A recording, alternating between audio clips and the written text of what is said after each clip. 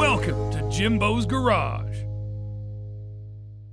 Good afternoon, everyone, and welcome back to Jimbo's Garage. Well, today I picked up this 12-inch stainless steel sphere or circle or ball, whatever you want to call it, and I thought it'd be a great idea to make a tabletop or bench top fountain or water feature of some sort. So let's get started on today's video. Today's video is sponsored by King Metals. They've got all your fabrication needs in one location. From hinges to hardware, balusters to metal decor, brass to aluminum, and a whole lot more. You name it, they've got it. Check them out today at kingmetals.com. Now let's get back to today's video. All right, so the first thing we're going to do is work on the base of this water feature. And what I want to do is I want to create a round, 12-inch round, which is basically the same size as the sphere. So I've had my metal supply store actually bend me a 12-inch round. I tried to find a piece of 12-inch round pipe, couldn't find it. And so the next best thing was to have them just roll me a circle here. So this is 1/8-inch material by 5 inches. And so now I'm going to over here at the plasma cutter, and we're going to cut out a steel base for this and then get this welded up. All right, so I programmed everything like I normally do, and I'm starting to make the cut right here. And I was just expecting everything to go like it normally does, and I started making the cut, and then all of a sudden it just stopped. I couldn't figure out what the problem was. I changed the consumables, put new consumables in it, and still the problem. And then I figured it out. I'd cleaned my plasma table about a week earlier, and I forgot to hook up the ground to the table. So there it was laying on the ground underneath the table. So once I got that hooked up, it was no problem and everything worked as it should. Okay, so here's the round that came off the plasma table. I just softened up the edges and got some of that dross off of there, so it's just nice and smooth. Here's a mistake right here. I forgot to put the clamp on the plasma table, and that's what happens. Didn't get a clear cut. No problem there. We'll put that on the bottom.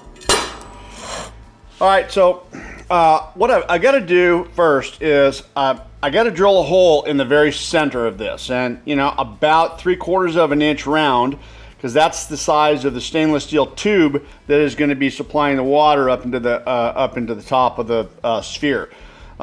So there's a couple reasons to drill this hole. One, I'll drill it for that reason, and the other reason, I'll be able to anchor this plate to the welding table using the 1/2-13 holes that the welding table has. I'll just run a bolt down there, and that's going to hold this secure while I weld this circle into position. I'm going to have to probably form this circle a little bit, push it around, weld it, and push it around all the way around, and that'll help secure this plate to the welding table by running a bolt through.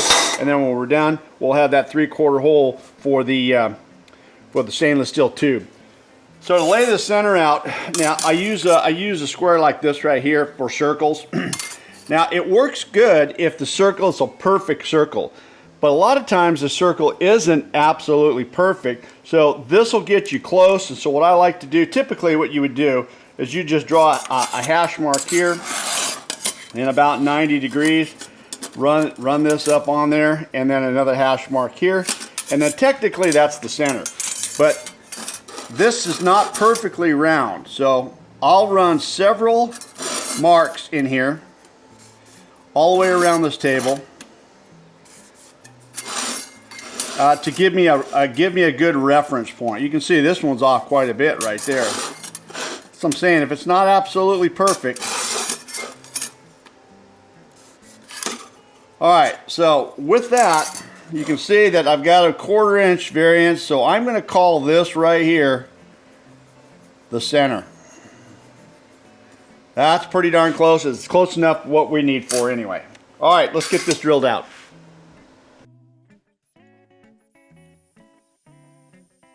All right, so there's many ways of cutting this. I could have got my mag drill out with an annular cutter and got it set up, but by the time it takes me to do all that, I figured I would just drill a pilot hole. And then I've got a 3/4 inch bit right here, and I just decided I was just going to put a little bit of cutting oil on there and just drill this thing through. Now it's only 1/8 of an inch thick material. so it wasn't too bad.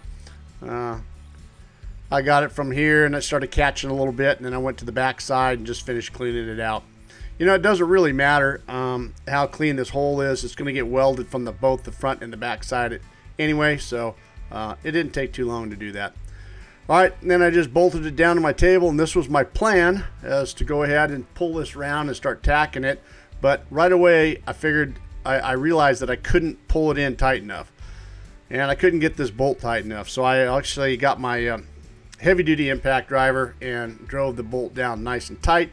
Got a bottle jack here on a jerry rig set up on my welding table, and you can see how I pulled that in nice and tight, and that worked out pretty good. And then I just rotated the base right there and continued to tighten up the bottle jack.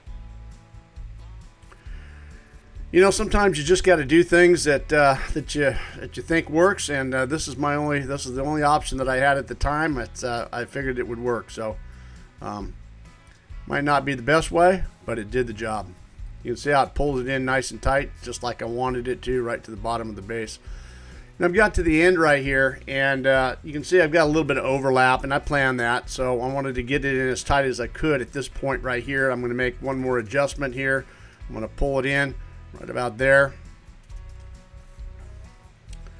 tighten it up, and I'm just going to get one more tack on this thing. All right, and I'm going to spin it around. I'm going to cut that overlap off using a 4-inch cutoff wheel, and that was no problem going up through there. A little on the warm side, and you can see that was a nice straight tight joint. That worked out pretty good. All right, just a couple more tacks in there, and then I'm going to go ahead and stitch weld this down on the inside all the way down. I'm actually going to get that welded on the outside as well. All right, that turned out as good as I was hoped, so now it's just time to go ahead and weld out on the inside all the way around. And what worked out pretty good for me in this situation is I was able to use the top of the basin right there as a rest. You can see I'm resting my arm on that, and it worked out pretty good. And I just spun that thing around until I got the thing welded all the way around. And that was for the inside. Now the outside might be a little bit different.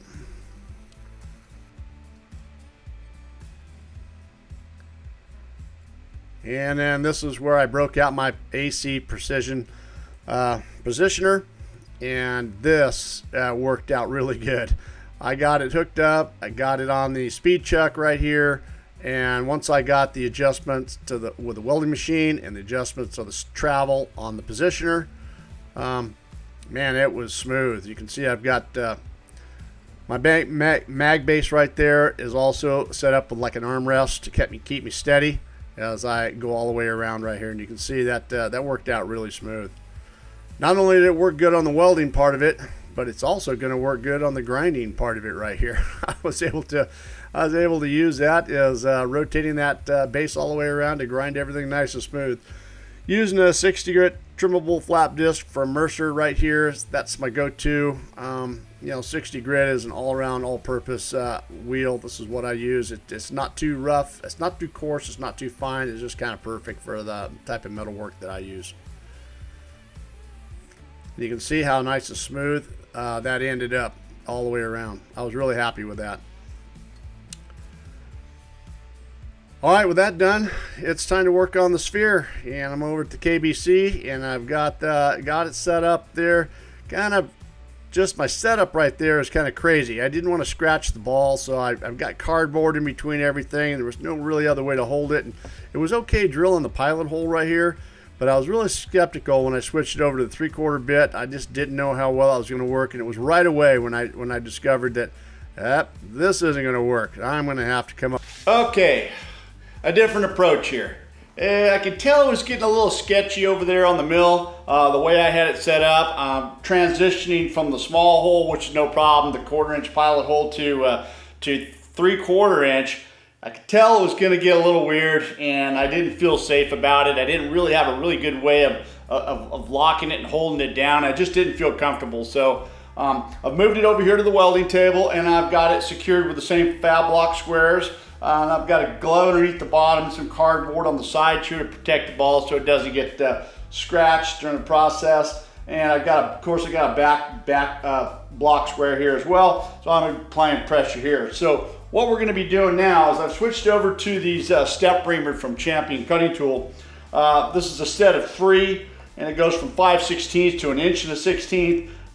We're going to work our way. I only need to get to 3/4, so I'm going to take it nice and slow. We're going to go one step at a time to get up that 3/4, and I'm hoping the way I've got this thing fastened in here, I've actually got a better way to hang on to it, and I think I can control a little better. At least I hope so. So let's go ahead and give that a try and see how it works.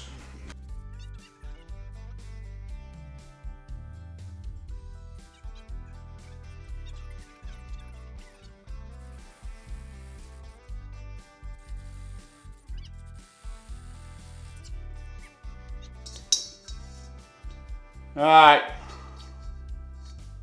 that'll be perfect. All right, let's flip this thing around. We'll do it again.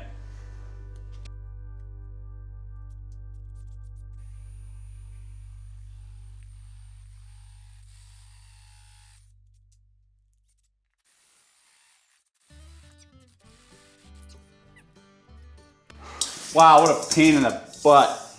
All right, anyways, we got the holes drilled. Can you get in there? Can you see all the way through there? Yeah, there it is, right. When you try to show it on camera, it's always difficult. All right, with that done, it's time to work on the tube. I just wanted to cut it to length right here. This is a stainless steel by 3/4 tube, and then this is the pump I'm going to use. It's an adjustable flow, small like aquarium type of pump. Came with several different fittings. I've chose the one that I want, and I'm trying to find a piece of tube that works.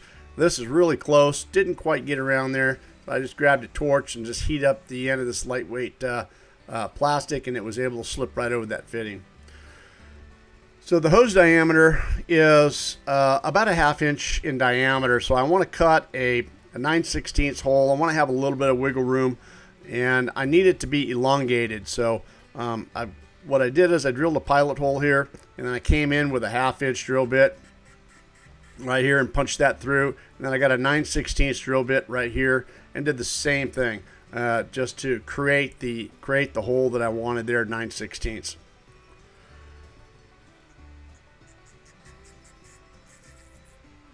All right, from then I switched over to a end mill. This is a 1/2 inch end mill.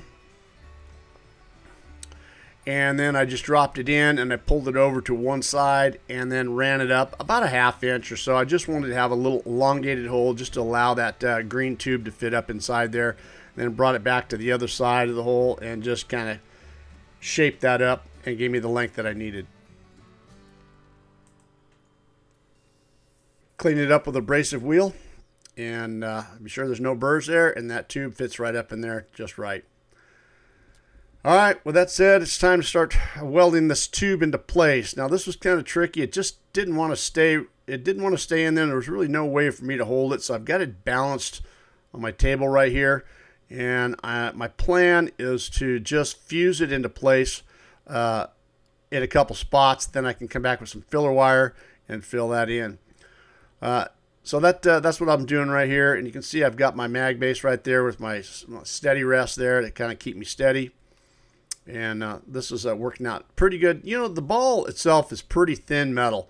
And so I burned a couple of holes through there right on the edge. This is really thin. I'm trying to weld at the very top right here. And all I have is some 45 thousandths 308. I didn't have any other filler wire any bigger than that, at least in stainless anyway. And so you can see I'm just dropping the filler wire in there, and then I'm just melting that puddle all the way around to just flatten everything out nice and smooth. All right, I got that done, and it's time to work on the bottom half right here. Now, I had a little bit of problem at first with the ball rolling around, and I couldn't get it right, so I put it up on a piece of pipe right here. I've got some 3-inch aluminum scrap left over, and I got to say, this worked pretty good. I was able to spin it and tilt it and get it in a position where I could actually do what I needed to do. You can see that you can see me really jamming that 45 thousandths filler wire in there.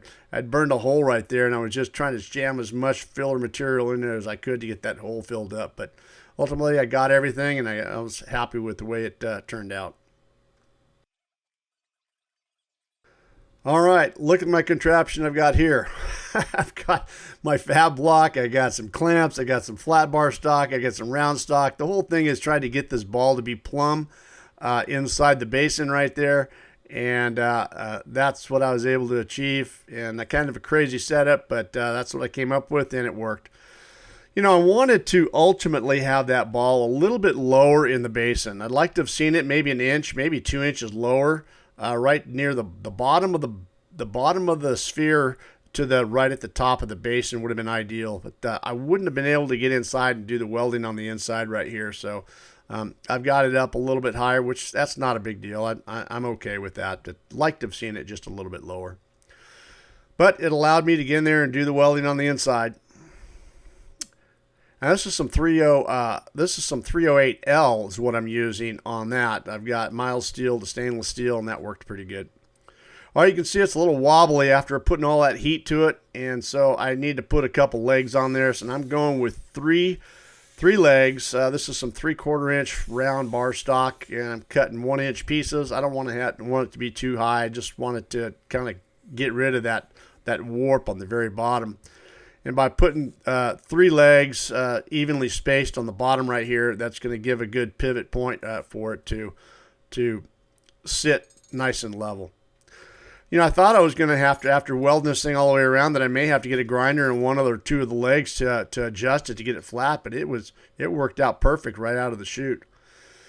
All right, a little bit of paint here on the inside and the outside, black, and this is what I want to use. And then it's time to put the pump in. So what I'm doing is I've got a waterproof grommet that I'm going to use, and so I'm drilling this hole right here about at the water level. I could have put it at the bottom or underneath the bottom, but I just wanted to have it at the water level, and I had to cut the end off of that cord right there to stick it through.